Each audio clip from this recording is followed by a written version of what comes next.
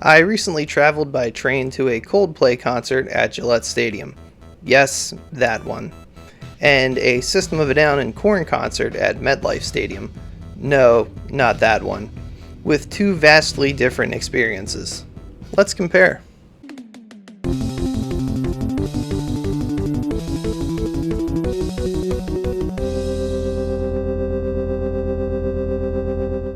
Gillette and MetLife Stadiums, while not directly in their respective franchise cities, serve the NFL football teams of their nearest metropolitan centers, respectively, Boston for the New England Patriots and New York City for the Giants and Jets.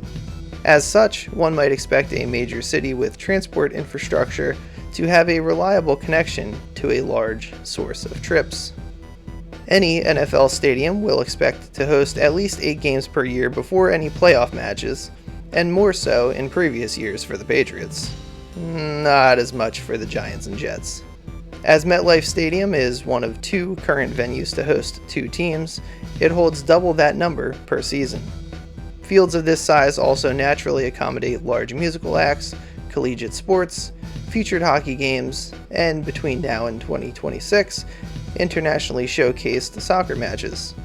With the expected crowd sizes and use of these fields by crowds of fans near and far, what do they have to offer for fans to access these events? Let's take a closer look. Gillette Stadium is in an admittedly unique position. It sits, at best, a 30-minute drive from both its flagship New England city, Boston, Massachusetts, and the next closest and largest, Providence, Rhode Island. Most patrons reasonably drive to the stadium. Its parking moat is comprised of dozens of numbered lots, with listed prices around $70 to park, with some including a mile-plus walk to the gate. Certain online guides even recommend parking in reduced or free spaces, requiring several miles of questionably safe walking along major highways to avoid the official lots. None of that includes the headache of getting out of the lots. Some reporting notes the stadium has over 22,000 parking spaces, which empty onto one 4-lane highway. Over the decades of events on the property, the local authorities have seemingly made no effective plan to mitigate traffic during events, as cars sit gridlocked for well over an hour while leaving the lots. In a total surrender to car dependence, there are even reduced or free lots for visitors willing to wait an extended time for their exit to open. But what about the train?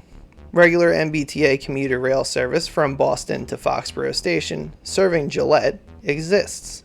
However, the last train departs before any expected end time of a concert or a primetime game. Special event service is problematic. For those in the know, event train tickets go on sale a few weeks before the event date and can sell out quickly. Those fortunate to snag a ticket from either Providence or Boston can only hope to make it to the station for the one train in each direction 30 minutes after an event ends. If you're seeing Taylor Swift or the Patriots, you may be lucky and have a second train added for higher demand. Without a train ride out of Foxborough, you'll be fortunate to wait less than an hour for a rideshare from a deadlocked parking lot into deadlocked traffic for miles leading from the station. With that said, while my wife and I took a train from South Station to Gillette, we had no way to catch a train back by posted schedules. To discuss our experience, even with a lot of pre-planning and a scheduled Lyft ride, it took us nearly 3 hours to match a ride, meet closer to the main road, exit the parking lot, and make it back through traffic to Boston proper. After all of this, we were met with a surprise increase in fare from Lyft. Regardless, we gave a sizable tip to our driver for the hassle. Notably, the one identifiable taxi service was nearly impossible to find with ease in advance. Private and presumably licensed drivers were present in the designated rideshare lot, negotiating fares with the hordes of stranded concertgoers well above what we paid. We witnessed hundreds of stranded patrons waiting endlessly in what appeared to be just business as usual for the campus. To close out this rant, I'll mention that As a customer, this experience was the most subpar I could have imagined. If I were given a free ticket to my favorite artist or even an Eagles Super Bowl, and possibly held in a New England winter, I would hesitate to attend this event and spend my hard-earned money on food and beverages unless I had a guarantee that I could score a golden ticket on the event train after the conclusion. The stadium was nice, but getting out of there was absolute torture that I wouldn't wish on my worst enemy. So that was the Gillette experience. Now let's talk about MetLife. To give credit where it's due, the Meadowlands Complex is just 5 miles outside of the country's largest metropolitan area, New York City. With the established industrial and entertainment uses of this area over many decades, as well as its place in such a dense region, the stadium has the benefit of access from multiple highways, including being a stone's throw from the New Jersey Turnpike. With its capacity of almost 20,000 more visitors than Gillette Stadium and a listed parking capacity of over 5,000 more parking spaces, this certainly helps with car egress after an event. Anecdotally, a friend of mine reported being able to leave the parking lot the night prior within a few minutes after reaching their vehicle.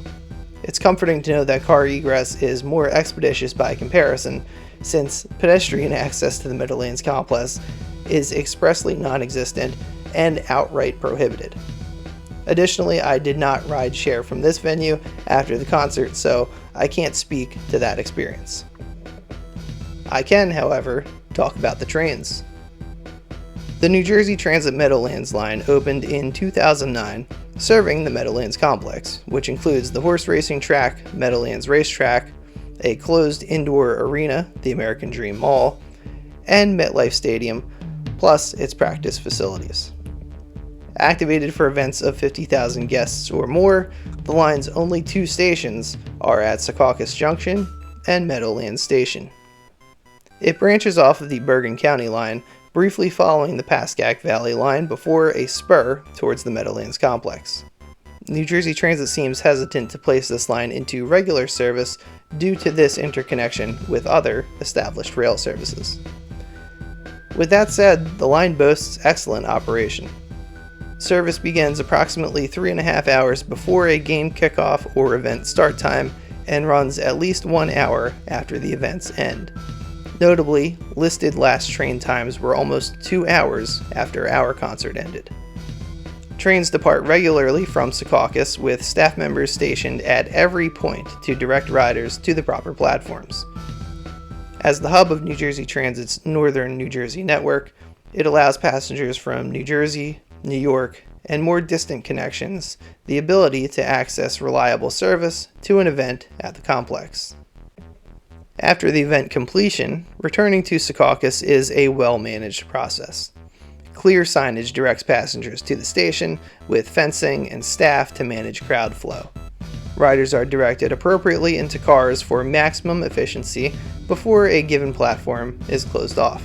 Trains shuttle back and forth to handle the sizable crowds until late into the night, ensuring no one risks being stranded. Back at Secaucus, many representatives were again on hand to guide passengers to the right place for their direction of travel. Given the regular flow of train traffic even at this time of night, the platforms cleared relatively quickly, bringing riders in all directions outward from the hub. With all of that said, how do the two compare? If it isn't painfully obvious, going to and from MetLife Stadium completely blows the Gillette experience out of the water. To be fair, the two are in quite different circumstances. Gillette sits on one line, which is close to its terminus, and it doesn't have terribly frequent regular service. While event trains do exist from both Boston and Providence, the nature of the service is laughably inadequate and poorly marketed to customers. I'd wager a bet that the returning hour-plus ride event trains, if tickets are even checked, are packed like sardines and no walk in the park for even the most seasoned riders. As MBTA commuter trains do not run 24/7, the Gillette parking situation ensures no reasonable hope of taking a rideshare to a nearby station on a separate line before its last train of the day. While Meadowlands Station is on a slow, small branch line, it has the virtue of being only a few miles from the hub of New Jersey Transit's most used lines and of using a high-capacity service for events. It's also within short reach of local, regional, and national train lines, plus Newark International Airport. It's not perfect, and the geographical context is far different from Foxborough, Massachusetts. Still, Robert Kraft, the town of Foxborough, and the MBTA could certainly learn a few lessons to improve their fan experience from its current, embarrassingly dismal state. Follow along for more on transit, food, and culture in the Delaware Valley, New York, Boston, and beyond.